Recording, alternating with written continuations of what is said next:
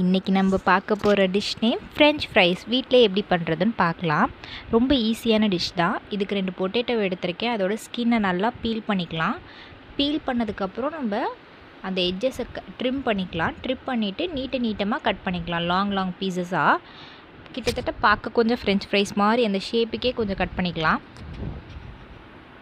Cut பண்ணி எடுத்ததுக்கப்புறம் நம்ம ஒரு பவுலில் வாட்டர் வச்சுருக்கோம். அந்த வாட்டரில் நம்ம கட் பண்ணி வச்சுருக்க எல்லா பொட்டேட்டோஸும் எடுத்து நல்லா வாஷ் பண்ணிக்கலாம்.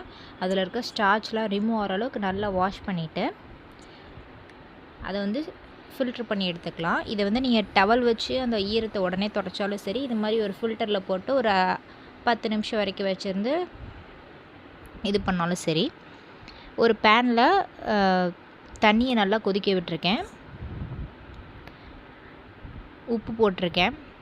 தண்ணி நல்லா இந்த அளவுக்கு கொதிக்கணும். கொதித்ததுக்கப்புறம் கேஸை ஆஃப் பண்ணிவிட்டு நம்ம கட் பண்ணி வச்சுருக்க பொட்டேட்டோஸை உள்ளே போட போகிறோம். 3லேருந்து 4 நிமிஷம் வரைக்கும் இந்த பொட்டேட்டோஸ் அப்படியே இருக்கணும். இந்த பொட்டேட்டோஸ் போட்டோன்னே மறக்காமல் கண்டிப்பாக மூடி வச்சுருங்க. ஓரளவு ஹாஃப் பாயில் ஆயிடணும். இதிலே பொட்டேட்டோ பாதி வெந்துடணும். மூடி வச்சதுக்கப்புறம் மறுபடியும் இதை அந்த ஸ்ட்ரெயினரில் போட்டுக்கலாம். கொஞ்ச நேரம் ஆறட்டும். ஆறினதுக்கப்புறம் கார்ன்ஃப்ளவர் ஆட் பண்ணிக்கலாம். இந்த கார்ன்ஃப்ளவர் ஆட் பண்ணுறது கொஞ்சம் கிறிஸ்பினஸ் கொஞ்சம் அதிகமாக இருக்கும். இது ஆப்ஷனல் தான். இது ஆனால் ஆட் பண்ணால் கொஞ்சம் டேஸ்ட் இன்னும் கொஞ்சம் கிறிஸ்பியாக நல்லாயிருக்கும். பார்க்க வெளியே கிறிஸ்பியாக உள்ளே கொஞ்சம் சாஃப்டாக கடையில் சாப்பிட்ற மாதிரியே இருக்கும். ஆப்ஷனல் தான், ஆட் பண்ணால் நல்லாயிருக்கும். ஆனால் ஒரு பேனில் ஆயில் ஆட் பண்ணிக்கலாம். ஆயில் நல்லா ஹீட் ஆனதுக்கப்புறம் நம்ம கார்ன்ஃப்ளவரில் மிக்ஸ் பண்ணி வச்சுருந்த அந்த பொட்டேட்டோஸை ஃப்ரை பண்ணிக்கலாம். நம்ம ஃபஸ்ட் டைம் ஃப்ரை பண்ணும்போது 2லேருந்து 3 நிமிஷம் வரைக்கும் ஃப்ரை பண்ணால் போதும். ஓவராக ஃப்ரை பண்ண வேணாம். 2லேருந்து 3 நிமிஷம் ஃப்ரை பண்ணிவிட்டு இதை ஒரு பவுலில் எடுத்து வச்சுருந்தேன். இது ரூம் டெம்பரேச்சர் கையில் தொடுற அளவுக்கு சூடு இருந்துச்சுன்னா மறுபடியும் செகண்ட் டைம் நம்ம ஃப்ரை பண்ணணும்.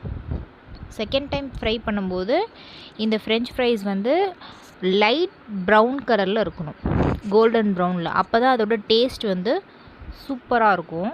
நம்ம செகண்ட் டைம் ஃப்ரை பண்ணும்போது தான் அதோட நல்லா கிறிஸ்பியாக இருக்கும். இது ஃபஸ்ட் டைம் ஃப்ரை பண்ணால் அந்தளவுக்கு கிறிஸ்பினஸ் கிடைக்காது. செகண்ட் டைம் ரூம் டெம்பரேச்சர் ஆனதுக்கப்புறம் இந்த மாதிரி லைட் கோல்டன் ப்ரௌனில் வரணும்.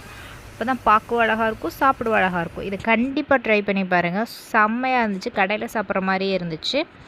ட்ரை பண்ணி பார்த்துட்டு கமெண்ட் பண்ணுங்கள். தேங்க்யூ ஃபார் வாட்சிங்.